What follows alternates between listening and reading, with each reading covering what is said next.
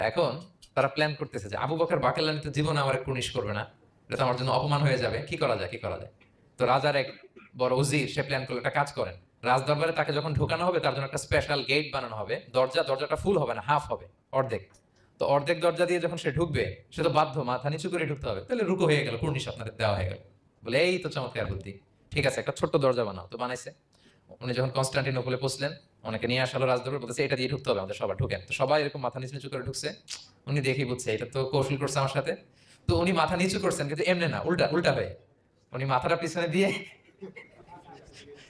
বুঝতে পারছেন, উনি অ্যাবাউট টার্ন হয়ে ঢুকতে তো হবে, পিঠটারে রাজার দিকে দিয়ে, নিতম্বটাকে রাজার দিকে দিয়ে, তারপরে উনি রুকু দিছে, উল্টা রুকু।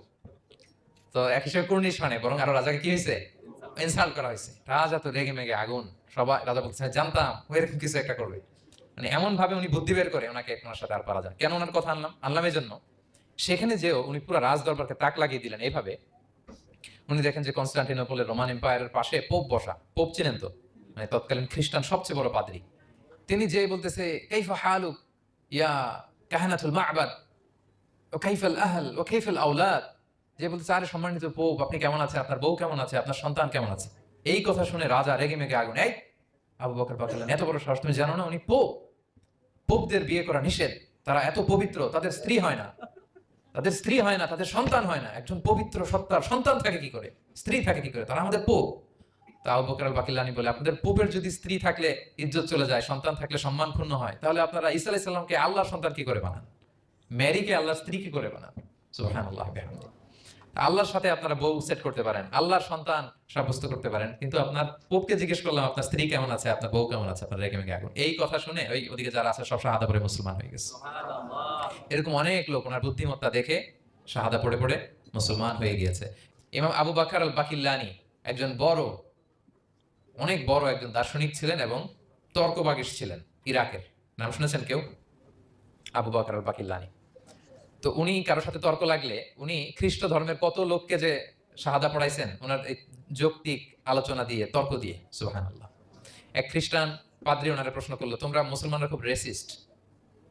উনি বললেন কেন? বলছে তোমরা খ্রিস্টান মেয়ে বিয়ে করতে পারো, ইহুদি মেয়ে বিয়ে করতে পারো, মুসলিম কিন্তু ইহুদি মেয়ে খ্রিস্টান মেয়ে শর্ত সাপেক্ষে, কিছু শর্ত আছে ওই আলোচনা যাচ্ছে, শর্ত সাপেক্ষে বিয়ে করতে পারে আহলি কিতাব হলে। কিন্তু কোন খ্রিস্টানরা মুসলিম মেয়ে আমাদের মেয়েদেরকে বিয়ে করতে পারবে না, কোন ইহুদি আমাদের মেয়েকে বিয়ে করতে পারবে না। তো বলে তোমরা খুব রেসিস্ট, তোমরা আমাদের মেয়ে না, তোমাদের মেয়ে আমাদেরকে দাও না। তো তিনি বলেন তোমাদের, তোমরা তো ইহুদি, তোমাদের নবী হচ্ছে মুসা আলাইহিস সালাম, ওনাকে তো আমরা মানি, ওনার কথা তো কোরআনে আছে, জন্য তোমাদের মেয়েকে বিয়ে করতে পারি। আর খ্রিস্টানদের নবী হচ্ছে ঈসা আলাইহিস সালাম, ওনাকেও মানি, ওনার মায়ের নামে বিশাল সূরাই আছে, সূরা মারিয়াম, আর ওনার ব্যাপারে হাজার শত শত আয়াত, এই জন্য তোমার খ্রিস্টানদের মেয়ে বিয়ে করতে পারি। তোমরা তো আমাদের নবী মুহাম্মদ সাল্লাল্লাহু আলাইহি ওয়াসাল্লামকে মানো না, মুহাম্মদ সাল্লাল্লাহু আলাইহি ওয়াসাল্লাম যে শেষ নবী এটা তোমরা মানো, মানার সাথে সাথে মুসলমান হয়ে যাবে, এরপর আমাদের মেয়েকেও তোমরা বিয়ে করতে পারবে।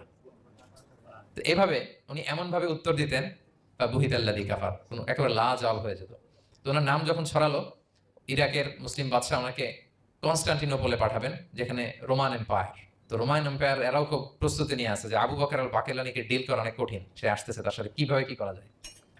তো আপনারা জানেন যে খ্রিস্ট সমাজের নিয়ম হচ্ছে রাজার দরবারে ঢুকতে গেলে কুর্নিশ করে ঢোকা লাগে, কি করে, মাথা নত করে, এরকম নিচের দিকে করে রুকুর মতো করে এরপরে ঢোকা লাগে। তো এখন তারা প্ল্যান করতেছে যে আবু বকর বাকেলানি তো জীবনে আমার কুর্নিশ করবে না, এটা তো আমার জন্য অপমান হয়ে যাবে, কি করা যায় কি করা যায়। তো রাজার এক বড় উজির সে প্ল্যান করলো, একটা কাজ করেন, রাজ দরবারে তাকে যখন ঢোকানো হবে তার জন্য একটা স্পেশাল গেট বানানো হবে, দরজাটা ফুল হবে না, হাফ হবে, অর্ধেক। তো অর্ধেক দরজা দিয়ে যখন সে ঢুকবে, সে তো বাধ্য মাথা নিচু করে ঢুকতে হবে, তাহলে রুকু হয়ে গেল, কুর্নিশ আপনাদের দেওয়া হয়ে গেল। বলে এই তো চমৎকার বুদ্ধি, ঠিক আছে একটা ছোট্ট দরজা বানাও।